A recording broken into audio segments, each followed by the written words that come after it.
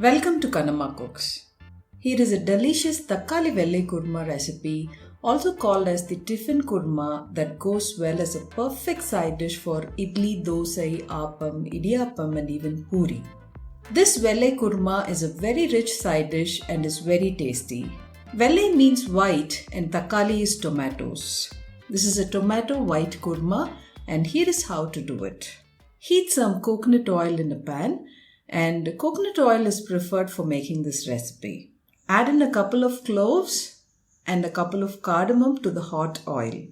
Add in some cumin seeds, curry leaves, finely minced ginger, chopped green chillies. Use more or less chillies according to your taste, and finally add in some sliced shallots. Saute everything for a few minutes for the shallots to become soft. No need to brown the shallots. Cut the tomatoes into big chunks. Cut each tomato roughly into 8 pieces and add to the pan.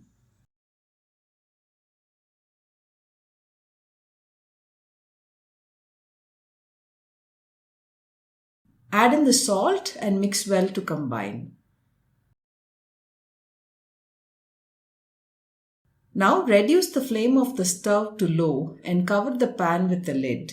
Let the tomatoes cook for about 5 minutes. Make sure to saute once a while so the tomatoes do not scorch at the bottom. The tomatoes should become mushy after the set time. Once the tomatoes are cooked and soft, add in little mint leaves and the coriander leaves. Do not use the stem. Use only the leaf part for this dish. Saute for a minute. In the meantime, let's make a masala paste for the kurma. Take a small mixie chutney jar and add in some fennel seeds. Add a few green chillies. This kurma tastes better when it's slightly spicy. I have used about 4 chillies today, but you can always use more or less according to what your family prefers. Add in some fresh shredded coconut, cashew nuts. Cashews gives a nice smooth texture and richness to the kurma, and finally add some pottukadalai, aka the fried gram, to the mixie. The fried gram gives little body and makes the kurma thick. Add only a little fried gram, as adding too much will make the kurma feel doughy and pasty. Add little warm water and grind this mixture to a smooth paste. Warm water will help grind the cashews to a smooth texture. You can also soak the cashews and then grind if you have the time.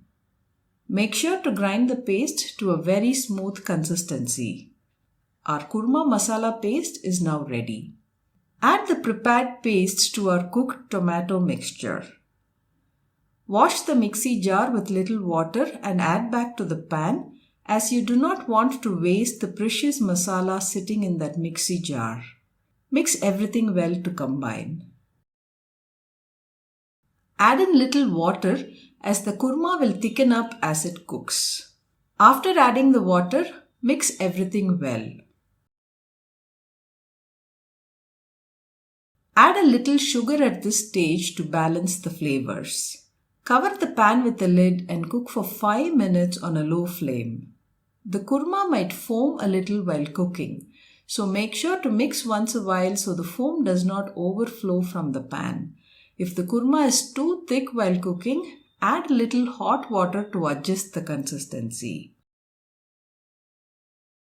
The kurma has been boiling for 5 minutes now and is almost ready. While the kurma is boiling, let's make a quick tempering. Take a small tempering kadai and add in the coconut oil. Add in the sliced shallots and the curry leaves. Roast the shallots in oil till they become crisp and golden. At this stage, switch off the flame and add in little black pepper powder. Let the pepper powder bloom in the hot oil for a few seconds. Add this tempering to our boiling kurma. Our fantastic Thakkali Vellai Kurma is now ready.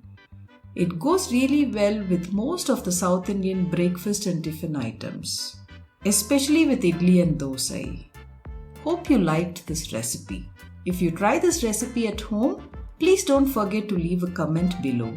Also, show us some love by hitting that small like, share and subscribe buttons. Thank you so much for watching, and until next time, it's Suguna signing off and happy cooking. Bye bye.